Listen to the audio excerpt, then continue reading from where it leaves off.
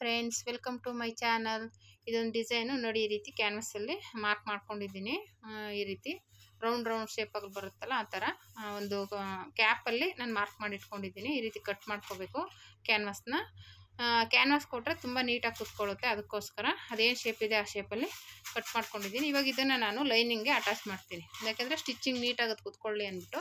ಫಸ್ಟ್ಗೆ ನಾನು ಈ ಪೀಸ್ ಎತ್ತಿಟ್ಕೋಬೇಕು. ಈ ಪೀಸ್ ಯಾಕೆಂದರೆ ನೆಕ್ಗೆ ನಾವು ಏನು ಮೇಲ್ಗಡೆ ಡಿಸೈನ್ ಮಾಡಬೇಕಲ್ವ, ಅದು ಎಕ್ಸ್ಟ್ರಾ ಪೀಸ್ ಬೇಕಾಗುತ್ತೆ. ಅದು ಇಟ್ಕೊಂಡು ನೋಡಿ, ಈ ರೀತಿ ಬಂದಿದೆ ಇದು ಡಿಸೈನು. ಇವಾಗ ಇದನ್ನು ನಾವು ಫಸ್ಟ್ಗೆ ನಾನು ಇದನ್ನು ಈ ಕ್ಯಾನ್ವಾಸ್ನ ಲೈನಿಂಗ್ಗೆ ಇಟ್ಟು ಸ್ಟಿಚ್ ಮಾಡ್ಕೋತೀನಿ.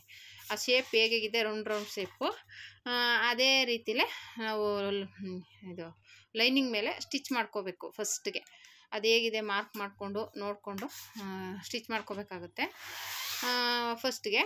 ಆಮೇಲೆ ಅದ್ರ ಮೇಲೆ ಲೈನಿಂಗ್ಗೆ ಇದು ನೆಟ್ಟೆಡ್ ಇಟ್ಟು ಸ್ಟಿಚ್ ಮಾಡ್ಕೊಳ್ಳೋದು. ನೋಡಿ, ಇದು ಎಕ್ಸ್ಟ್ರಾ ಪೀಸ್. ಇದು ಎಕ್ಸ್ಟ್ರಾ ಪೀಸ್ ಏನಕ್ಕಪ್ಪ ಅಂದರೆ, ಇದು ಒಳಗಡೆನೂ ನಾವು ಇನ್ನೌಟ್ ಮಾಡಬೇಕು ಪೀಸ್ನ. ಇವಾಗ ಲೈನಿಂಗ್ಗೆ ಇನ್ನೌಟ್ ಮಾಡೋಂಗಿದ್ದಿದ್ರೆ ಈ ಪೀಸ್ ಅವಶ್ಯಕತೆ ಇರಲಿಲ್ಲ. ಒಂದು ಎಕ್ಸ್ಟ್ರಾ ಪೀಸ್ ತೊಗೊಂಡಿದ್ದೀನಿ. ಈಗ ಎಕ್ಸ್ಟ್ರಾ ಪೀಸ್ ತೊಗೊಂಡು ಅದಕ್ಕೆ ಕಟ್ ಮಾಡಿಕೊಂಡು ಸ್ಟಿಚ್ ಮಾಡ್ಕೋಬೇಕು. ನಾವು ನೆಟ್ಗೆ ಡೈರೆಕ್ಟಾಗಿ ಸ್ಟಿಚ್ ಮಾಡಿದ್ದಿದ್ರೆ ಇನ್ನೌಟ್ ಮಾಡ್ಕೊಂಬಿಡ್ಬೋದಾಗಿತ್ತು.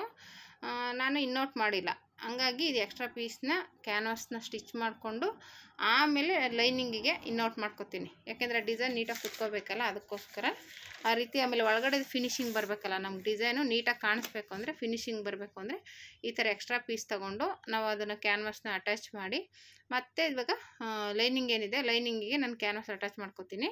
ಇವಾಗ ಇದಕ್ಕೆ ಸ್ಟಿಚ್ ಮಾಡಿಬಿಟ್ಟು ಆಮೇಲೆ ಆ ಎಕ್ಸ್ಟ್ರಾ ಪೀಸ್ನ ಇಟ್ಟು ಕ್ಯಾನ್ವಾಸ್ ಒಳಗಡೆ ಹೋಗೋ ಥರ ಸ್ಟಿಚ್ ಮಾಡ್ಕೋಬೇಕು.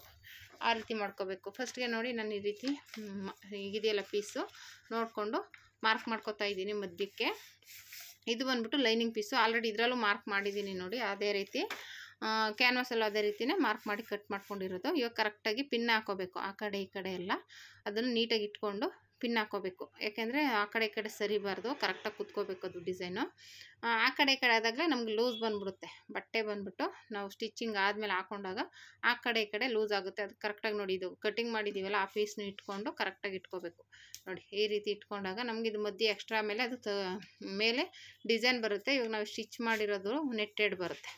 ಆ ರೀತಿ ಬರೋದ್ರಿಂದ ನೆಟ್ಟೆಡ್ ಮೇಲೆ ಒಳಗಡೆ ಡಿಸೈನ್ ಕಾಣಿಸುತ್ತೆ ನಮಗೆ ಮೇಲೆ, ಆ ಥರ ಬರುತ್ತೆ. ನೋಡಿ, ಪಿನ್ ಹಾಕೊಂಡ್ಬಿಟ್ಟು ನೀಟಾಗಿ ಅದು ಶೇಪು ರೌಂಡ್ ಶೇಪ್ ಏನಿದೆ ಆ ಶೇಪಲ್ಲಿ ಸ್ಟಿಚ್ ಮಾಡ್ಕೋತಾ, ಅದು ತುದಿಗೆ ಹಾಕಬೇಕು ಸ್ಟಿಚ್ನ. ಜಾಸ್ತಿ ಕ್ಯಾನ್ವಾಸ್ ಒಳಗಡೆ ಹೋಗ್ಬಾರ್ದು, ತುದಿಗೆ ಕ್ಯಾನ್ವಾಸ್ ತುದಿಗೇ ಸ್ಟಿಚ್ ಮಾಡಿಕೊಂಡು ನಿಧಾನಕ್ಕೆ ಆ ತುದಿ ಮೂಲೆಗೆ ಬಂದಾಗ ಸೂಜಿನ ಕೆಳಗಿಳಿಸ್ಬೇಕು. ಕೆಳಗಿಳಿಸಿ ತಿರುಗಿಸ್ಕೊಂಡು ಹಾಗೇ ಮೂಲೆನ ಸ್ಟಿಚ್ ಮಾಡ್ಕೋಬೇಕಾಗುತ್ತೆ. ಯಾಕೆಂದರೆ ಮೂಲೆಯಲ್ಲಿ ಸೂಜಿ ಇಳಿಸ್ಬಿಟ್ಟೆ ಸ್ಟಿಚ್ ಮಾಡ್ಕೋಬೇಕು, ಇಲ್ಲಾಂದರೆ ಆ ಮೂಲೆಯಲ್ಲಿ ಸರಿಯಾಗಿ ತಿರುಗ್ಸೋಕ್ಕಾಗಲ್ಲ, ಒಂಥರ ಶೇಪ್ ಚೇಂಜ್ ಆಗಿಬಿಡುತ್ತೆ. ಆ ಥರ ಸೂಜಿನ ಇಳಿಸಿ ಸ್ಟಿಚ್ ಮಾಡೋದ್ರಿಂದ ನೀಟಾಗಿ ಕೂತ್ಕೊಳ್ಳುತ್ತೆ ಫಿನಿಶಿಂಗು. ಆಮೇಲೆ ಅದನ್ನು ಎಕ್ಸ್ಟ್ರಾ ಬಟ್ಟೆ ಏನಿದೆ ಪಿನ್ ತೆಗೆದುಬಿಟ್ಟು ಕಟಿಂಗ್ ಮಾಡಿ ನ್ಯಾಚ್ ಹಾಕ್ಕೋಬೇಕು.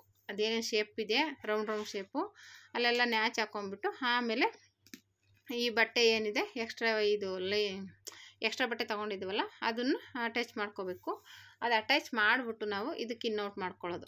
ಇನ್ನೌಟ್ ಮಾಡಿಕೊಂಡು ಇವಾಗ ಎಕ್ಸ್ಟ್ರಾ ಏನಿದೆ ಎಕ್ಸ್ಟ್ರಾ ಬಟ್ಟೆ ಎಲ್ಲ ತೆಗೆದುಬಿಟ್ಟು ನೀಟಾಗಿ ಇವಾಗ ಇದ್ರ ಮೇಲೆ ಇಟ್ಟು ಸ್ಟಿಚ್ ಮಾಡ್ಕೋತಾ ಇದ್ದೀನಿ. ನೋಡಿ, ಫಸ್ಟ್ಗೆ ನಾನು ಎಕ್ಸ್ಟ್ರಾ ಲೈನಿಂಗ್ ಬಟ್ಟೆ ತೊಗೊಂಡಿದ್ವಲ್ಲ ಅದ್ರ ಮೇಲೆ ಕ್ಯಾನ್ವಾಸ್ ಸ್ಟಿಚ್ ಮಾಡಿಕೊಂಡೆ.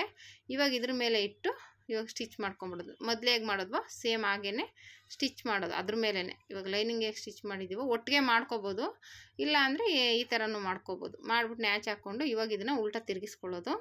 ಇದು ಉಲ್ಟಾ ತಿರುಗಿಸ್ಬಿಟ್ಟು ಆಮೇಲೆ ಏನು ಮಾಡಬೇಕು ಅಂದರೆ, ಇದು ನೆಟ್ಟೆಡ್ ಮೇಲೆ ಕಾಣಿಸುತ್ತೆ ಮೇಲೆ ನಾವು ಡಿಸೈನ್ ಬಂದಾಗ.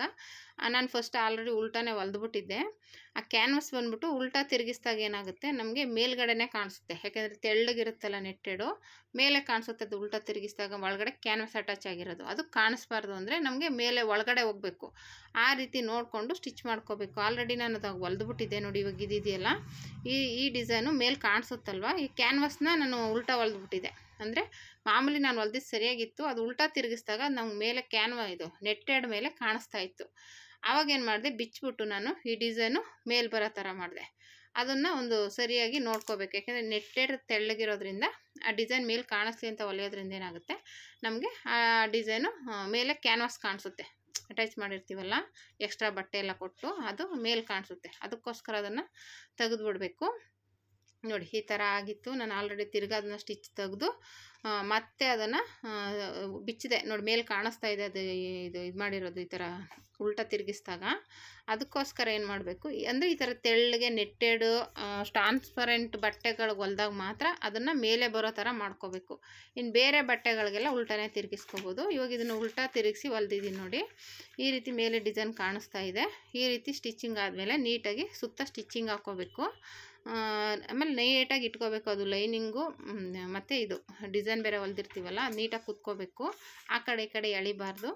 ನೀಟಾಗಿ ನೋಡಿ ಇವಾಗ ಹಿಂಗೆ ಮೇಲೆ ಬಂತು ಅದು ಕ್ಯಾನ್ವಾಸ್ ಹಾಕಿರೋದು. ಇವಾಗ ಒಳಗಡೆ ಮೇಲೆ ಏನು ಕಾಣಿಸಲ್ಲ, ನೆಟ್ಟೆಡ್ ಮೇಲೆ. ಆ ರೀತಿ ಸ್ಟಿಚ್ ಮಾಡ್ಕೋಬೇಕು.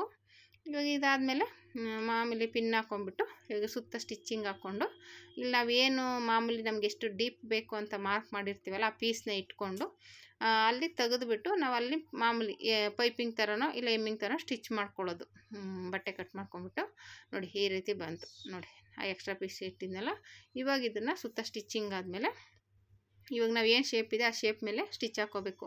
ಯಾಕೆಂದರೆ ಅದು ಲೈನಿಂಗು ಮತ್ತು ನೆಟ್ಟೆಡ್ ಬಟ್ಟೆ ಎರಡು ಒಟ್ಟಿಗೆ ಇರಬೇಕಲ್ಲ, ಅದಕ್ಕೆ ಸ್ಟಿಚ್ ಮಾಡಬೇಕಿಲ್ಲ ಮೇಲೆ ಬಂದುಬಿಡುತ್ತೆ. ಅದು ನೆಟ್ಟೆಡ್ ಬಟ್ಟೆ ನಾವು ಸ್ಟಿಚಿಂಗ್ ಹಾಕಲಿಲ್ಲ ಅಂದರೆ ಮೇಲೆ ಬಂದುಬಿಡುತ್ತೆ. ಅದಕ್ಕೋಸ್ಕರ ನಾವು ಸ್ಟಿಚ್ ಹಾಕ್ಬಿಟ್ರೆ ಸ್ಟಿಫಾಗಿ ಕೂತ್ಕೊಳ್ಳುತ್ತೆ. ನಾವು ಹಾಕ್ಕೊಂಡಾಗಲಿ ಯಾವಾಗಾದ್ರೂ ಸ್ಟಿಚ್ ಆಗಿರುತ್ತೆ. ಇಲ್ಲಾಂದರೆ ಏನಾಗುತ್ತೆ, ಮೇಲೆ ಎತ್ಕೊಂಡಂಗೆ ಆಗುತ್ತೆ.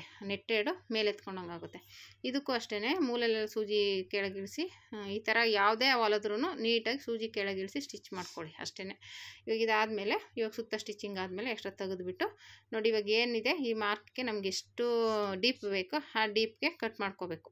ಪಿನ್ ಹಾಕ್ಕೊಂಬಿಟ್ಟು ಆ ಕಡೆ ಈ ಕಡೆ ಆ ಡೀಪ್ಗೆ ನೆಟ್ಟೆಡು ಮತ್ತು ಮಾರ್ಕ್ ಇಟ್ಕೊಂಡಿದ್ದೀವಲ್ಲ ಕರೆಕ್ಟಾಗಿ ಅಲ್ಲಿಗೆ ತೆಗೆದುಬಿಡೋದು. ಈಗ ಇದನ್ನು ನೋಡಿ ಈ ರೀತಿ ಬಂತು. ಇವಾಗ ಇಲ್ಲಿಗೆ ನಾನು ಕ್ರಾಸ್ ಪೀಸ್ ಕಟ್ ಮಾಡಿಕೊಂಡು ಜಾಯಿಂಟ್ ಮಾಡಿಕೊಂಡು ಇದಕ್ಕೆ ಎಮ್ಮಿಂಗು ಇಲ್ಲ ಪೈಪಿಂಗ್ ಥರ ಸ್ಟಿಚ್ ಮಾಡಿಬಿಟ್ರೆ ಆಯಿತು. ಬ್ಯಾಕು ರೆಡಿ ಆಗುತ್ತೆ. ಈ ರೀತಿ ರೆಡಿ ಮಾಡ್ಕೋಬೇಕಾಗುತ್ತೆ. ಅದನ್ನು ನೋಡ್ಕೋಬೇಕು ನೀವು, ಅದು ಎಮ್ಮಿಂಗ್ ಆದರೂ ಸರಿ ಇಲ್ಲ ಪೈಪಿಂಗ್ ಆದರೂ ಸರಿ. ನೋಡಿ ಎಕ್ಸ್ಟ್ರಾ ಲೈನಿಂಗ್ ಪೀಸ್ನ ಕಟ್ ಮಾಡಿ ಸ್ಟಿಚ್ ಮಾಡ್ತಾಯಿದ್ದೀನಿ. ಅದು ಆದಷ್ಟು ಚಿಕ್ಕದಾಗಿ ಬರೋ ಥರನೇ ಸ್ಟಿಚ್ ಮಾಡ್ಕೊಳ್ಳಿ, ಯಾಕೆಂದರೆ ಅಲ್ಲಿ ನೀಟಾಗಿ ಕುತ್ಕೋಬೇಕದು. ಆಮೇಲೆ ಡೀಪ್ ಆ ಕಡೆ ಈ ಕಡೆ ಟ್ರಾನ್ಸ್ಪರೆಂಟ್ ಇರೋದ್ರಿಂದ ಕಾಣಿಸುತ್ತಲ್ಲ ಡಿಸೈನು, ಅದಕ್ಕೋಸ್ಕರ ಜಾಸ್ತಿ ದಪ್ಪ ಮಾಡಿದ್ರೆ ಚೆನ್ನಾಗಿ ಕಾಣಿಸಲ್ಲ. ಚಿಕ್ಕದಾಗಿ ನೀಟಾಗಿ ಎಳೆಯೋಕ್ಕೆ ಹೋಗ್ಬಾರ್ದು. ಇದನ್ನು ನೀಟಾಗಿ ಇಟ್ಕೊಂಡು ಸ್ಟಿಚ್ ಮಾಡ್ಕೋಬೇಕು. ಮಾಮೂಲಿ ನಾವು ಎಮ್ಮಿಂಗು ಪೈಪಿಂಗು ಮಾಡ್ತೀವಲ್ಲ ಸೇಮ್ ಹಾಗೇ ಸ್ಟಿಚಿಂಗ್ ಆದಮೇಲೆ ಅದು ನ್ಯಾಚ್ ಹಾಕ್ಕೊಂಡು ಅದು ಉಲ್ಟಾ ತಿರುಗಿಸಿ ಎಕ್ಸ್ಟ್ರಾ ಪೀಸ್ ತೆಗೆದುಬಿಟ್ಟು ಮತ್ತೆ ನೋಡಿ ಇಲ್ಲಿ ಒಂದು ಸಲ ನೀಟಾಗಿ ಎಷ್ಟು ಸಣ್ಣದಾಗಿ ಹೊಲ್ದಿರ್ತೀವಲ್ಲ ಬಟ್ಟೆ ಎಷ್ಟು ಬಿಟ್ಟಿರ್ತೀವಿ ಅಷ್ಟು ಮಾತ್ರ ಫೋಲ್ಡ್ ಮಾಡಿ ಸ್ಟಿಚ್ ಮಾಡಿಕೊಂಡು ಅದು ಎಕ್ಸ್ಟ್ರಾ ಬಟ್ಟೆನ ಕಟ್ ಮಾಡಿಬಿಟ್ಟು ತಿರ್ಗಿ ಅದನ್ನು ಫೋಲ್ಡ್ ಮಾಡಿ ಒಂದು ಸ್ಟಿಚ್ ಹಾಕ್ಕೊಂಬಿಟ್ರೆ ಸ್ಟಿಫಾಗಿ ಕೂತ್ಕೊಳ್ಳುತ್ತೆ. ಈ ರೀತಿ ನೆಟ್ಟೆಡಲ್ಲಿ ನೀಟಾಗಿ ಹೊಲ್ಕೋಬೋದು. ತುಂಬ ಚೆನ್ನಾಗಿರುತ್ತೆ ಈ ಡಿಸೈನು. ನೆಟ್ಟೆಡಲ್ಲೆಲ್ಲ ಜಾಸ್ತಿ ಈ ಥರ ಬೋಟ್ ನೆಕ್ ಬಂದರೆ ಫುಲ್ಲು ಹೊಲ್ದ್ಬಿಡ್ಬೋದು, ಅದೊಂಥರ ಚೆನ್ನಾಗಿರುತ್ತೆ. ಇದು ಡೀಪ್ ಕೊಟ್ಟು ಡೀಪ್ ಒಳಗೆ ಡಿಸೈನ್ ಮಾಡುವಂಥ ಡಿಸೈನ್ ಇದು. ಇದೊಂಥರ ಚೆನ್ನಾಗಿರುತ್ತೆ ನೋಡಿ. ಈ ರೀತಿ ಬಂತು ಡಿಸೈನ್ ನೋಡಿ. ಈ ಥರ ಒಂಥರ ಚೆನ್ನಾಗಿ ಕಾಣಿಸುತ್ತೆ ಹಾಕ್ಕೊಂಡಾಗ. ಇದೇ ಒಂಥರ ಡಿಸೈನಾಗಿ ಕಾಣಿಸುತ್ತೆ ನೆಟ್ಟೆಡಲ್ಲಿ. ಟ್ರೈ ಮಾಡಿ. ಆಮೇಲೆ ಇದು ಬಂದುಬಿಟ್ಟು ಫ್ರಂಟ್ಗೆ ನಾನು ಒಂಥರ ವಿ ನೆಕ್ಕಲ್ಲಿ ಇಟ್ಟಿದ್ದೀನಿ. ಅದಕ್ಕೋಸ್ಕರ ಇದನ್ನು ಮಾರ್ಕ್ ಮಾಡ್ಕೊಂಬಿಟ್ಟು ಆ ಕಡೆ ಈ ಕಡೆ ಸ್ಟಿಚಿಂಗ್ ಮಾಡಿ ಇನ್ನೋಟ್ ಮಾಡೋದು ಅಷ್ಟೇ. ಇದು ಈ ಥರ ನೆಟ್ಟೆಡೆಲ್ಲನೂ ನಾವು ಪೈಪಿಂಗು ಎಮ್ಮಿಂಗು ಕೊಡ್ತಾ ಇದ್ರೆ ಚೆನ್ನಾಗಿರಲ್ಲ. ಇನ್ನೋಟ್ ಮಾಡಿಬಿಟ್ರೆ ನೀಟಾಗಿ ಫಿನಿಶಿಂಗಾಗಿ ಕೂತ್ಕೊಳ್ಳುತ್ತೆ, ಹಾಕ್ಕೊಂಡಾಗಲೂ ಚೆನ್ನಾಗಿ ಕಾಣಿಸುತ್ತೆ. ಆ ಥರನೇ ಮಾಡ್ಕೋಬೇಕು. ಈ ರೀತಿ ನಾನು ನೀಟಾಗಿ ಅದು ಪೀಸ್ನ ಇಟ್ಕೊಂಡು ಸ್ಟಿಚ್ ಮಾಡ್ಕೊಂಡಿದ್ದೀನಿ.